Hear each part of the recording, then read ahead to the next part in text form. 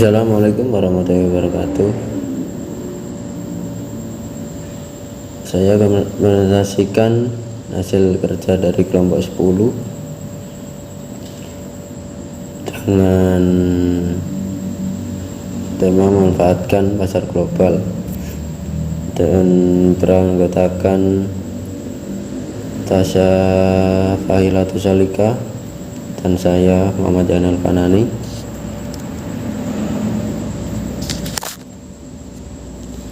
Pengertian pasar dan pemasaran global. Pasar global adalah pasar transaksi antar penjual dan pembeli yang mencakup seluruh dunia, sehingga transaksi dan proses pemasaran terjadi antara suatu negara dengan negara lain. Pemasaran global suatu upaya dalam mengutamakan seluruh sumber daya, yaitu SDM, aset fisik atau modal dana, dan sebagai tujuan perusahaan lain demi menindaklanjuti ancaman pasar global dan untuk meraih potensi yang sama di pasar global. Menurut Philip Killer dan Kevin Lynn Killer, keputusan utama dalam pemasaran global dibagi menjadi 5 bagian: memutuskan apakah masuk pasar luar negeri, memutuskan pasar mana yang akan dimasuki, memutuskan cara memasuki pasar, memutuskan program pemasaran, memutuskan organisasi pemasaran. Memasuki pasar luar negeri itu pasti ada faktornya. Pertama, faktor penarik; kedua, resiko; keputusan pasar mana yang harus dimasuki. Berikut dengan kebijakan tentang beberapa banyak pasar yang harus dimasuki: zona pedagang bebas regional, Uni Eropa, AFTA, American Free Emirates. 3. Evaluasi pasar potensial. Memutuskan cara memasuki pasar. Ekspor tidak langsung. Dengan cara ekspor tidak langsung, biasanya mulai dengan ekspor, khususnya ekspor tidak langsung, yaitu mereka bekerja melalui perantara independen. Pedagang ekspor berbasis dalam negeri menjadi produk pabrikan dan kemudian menjual ke luar negeri. Ekspor langsung. Untuk melakukan ekspor langsung, perusahaan dapat melakukan dengan beberapa cara.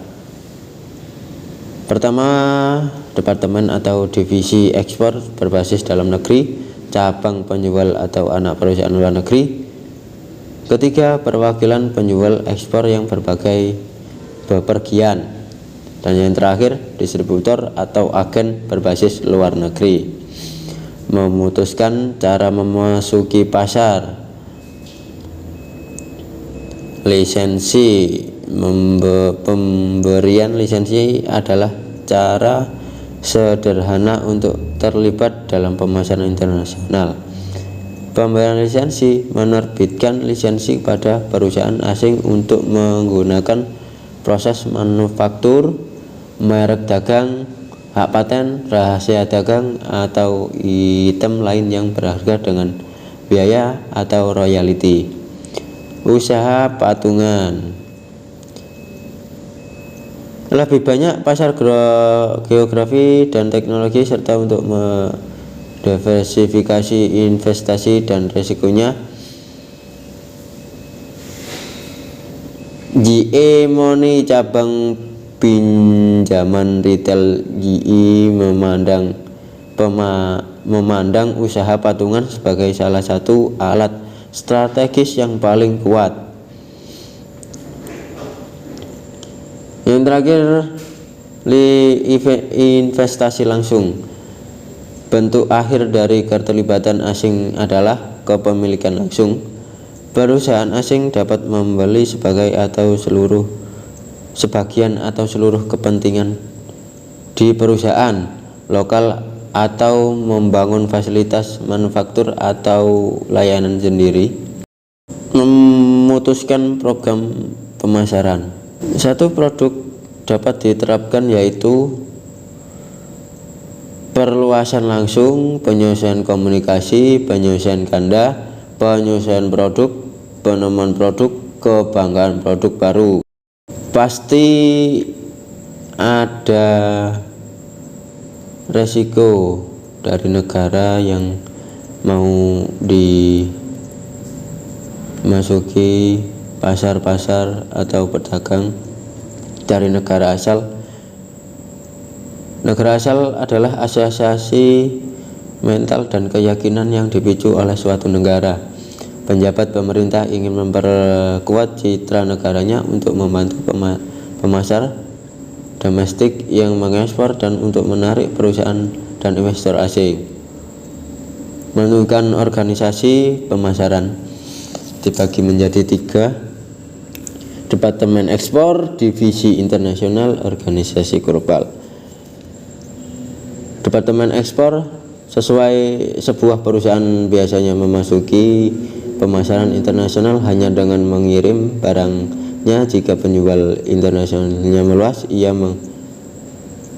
mengorganisasi departemen ekspor yang terdiri dari manajemen, penjual, dan beberapa asisten.